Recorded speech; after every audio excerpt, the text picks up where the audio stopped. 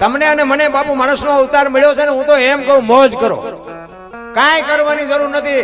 આ વાહન મકાન રૂપિયા લોટા હવામાં ઉડે, વગર દોડે વાતું થાય, હિલોળા કરે એવું નથી. આવા જીવતા નો આવડે તો આંટો થયો નથી લાગતું. છોકરા કાજુ બદામ ની વાગઠ કરે, બોલો આપણને પારલે નથી ચડ્યું તો જીવે એવું નથી. તોય તમને કહું, તમે જ્યાં જાઓ ને બધા રોતા જ હોય.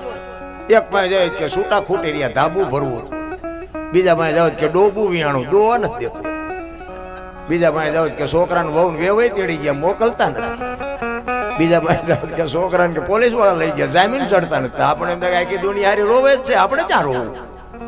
હરીને મેળવું દાસી જીવન રોવે, બાપુ મીરા રોવે, જેઠીરામ રોવે. મારા નાથ માણા બનાવ્યા તું જો મને અમને ન મળતો બાપુ અમારો, અને એક જ અવતાર એવો છે. 84 લાખ યોની છે ને, માણસ એક જ ભજન કરીએ કે બાપુ કોઈ ભજન ન કરીએ. કૂતરા કાગડા ભેંસો ભૂંડડા કોઈ ભજન નથી કરીએ.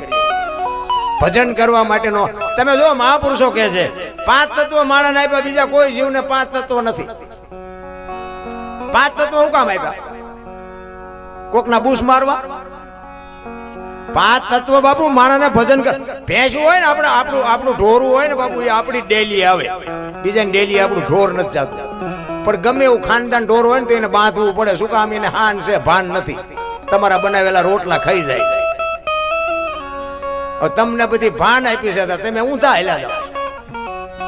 નથી લાગતું? આમ પારેવું એના માળે સાંજે 5 વાગે તો પક્ષી એના માળે વીવું જાય, એને ખબર પડે.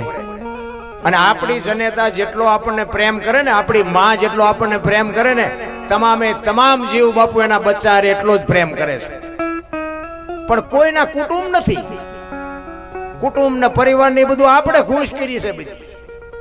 તમે જો એક ચકલી હોય કે પારેવું હોય, એનું ઈંડું મૂકે, ઈંડાનું લાલન પાલન કરે, પછી એનો ટાઈમ થાય ઈંડાને સીવે, પછી બચ્ચું થાય, એ બહારથી ચણ લાવીને આપણી માં જેમ આપણને મોઢામાં ખવડાવે ને એમ બાપુ ચણ લાવીને ખવડાવે, એને મોટું કરે, એને પાંખું આવે એટલે એને ઉડતા શીખડાવે ને પછી કે તું તારા રસ્તે ને હું મારા રસ્તે.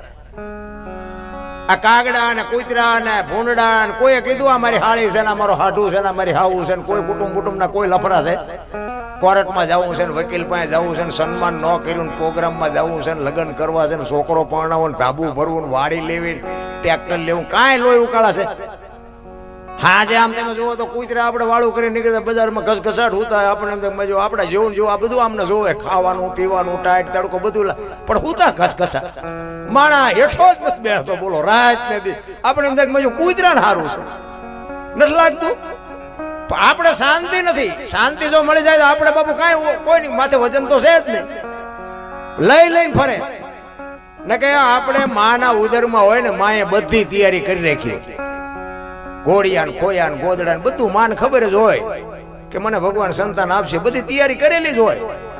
જવાનું હોય તે દી તૈયારી હોય, લાકડા તૈયાર હોય, ઉપાડનારા હોય, ગોઠવનારા હોય, દિવાળી મૂકનારા હોય, ઘોકા મારનારા હોય. પહેલી છેલ્લી બે તૈયારી છે તો એટલી 21,600 શ્વાસા બોલે બીજો નહીં, પરમેશ્વર છે પોતે અકલ મઠા અવળા મથે. હરિદ્વાર વાળા કે દ્વારિકા જાવ, સોમનાથ વાળા કે પાવાગઢ જાવ, તો સાચું ક્યાં છે? અરે અમારે હમણાં 2-4 પ્રોગ્રામ દિવાળી પછી આવ્યા હતા એટલે 5મ સુધી તો બાપુ એટલો બધો ભક્તિનો રાફડો ફાટેલો. રાતે હું મારો દીકરો ગાડી આગળ મેં હાસવજે હો. આ રાતના જો એકાદા હડબેઠે આવ્યા ને તો મેં કીધું આપણને 200-300 માં કોઈક ઉપાડી જાય. તમે જુઓ તો હે મારી અંબે આમ જાય તો કે જય ગિરનારી. ઘરે મા બાપ રોટલા વગરના તરફડિયા મારે. અરે શું ભક્તિ કાંઈ નક્કી નથી થતું. મને એમ થાય કે આટલી બધી ભક્તિ છે તો આ બધું કેમ અટકતું કેમ નથી? આ બગાડ કેમ નથી અટકતું? કોઈ બાપુ ખોટા આડંબર ખોટા હાવ આંટા મારવાનો કોઈ મતલબ નથી. નારાયણ મારો કહેવાનો અર્થ કે તમને મને સમય મળ્યો છે, મોકો મળ્યો છે. મને તો એમ થાય કે સ્વર્ગ કરતા સારી દુનિયા છે. બધા કે સ્વર્ગમાં ઇન્દ્ર ભગવાન સોનાના સિંહાસન ઉપર બેઠા છે, ઇન્દ્રની અપસરાયું છે, અહીંયા ફુવારા છે. હશે કદાચ કોઈક જીવ્યું હોય તો તો મારા પગ ઝાલવા સીધા. આપણે ભાડ્યું નથી, બધા કહે છે એટલે બધું આમ જ હાલે છે. આ નથી લાગતું આપણે સ્વર્ગમાં બેઠા હોય? નથી લાગતું? હવે અમુક ઓલા વિજ્ઞાન વાળા ઉપર જાય કે ઉપર તો કે હવા જ નથી, તો પછી ઇન્દ્રની અપસરાયું એ બધી ચમ જીવતી છે? હવાનું હોય તો કેવી રીતે ઉડાઈ જીવે?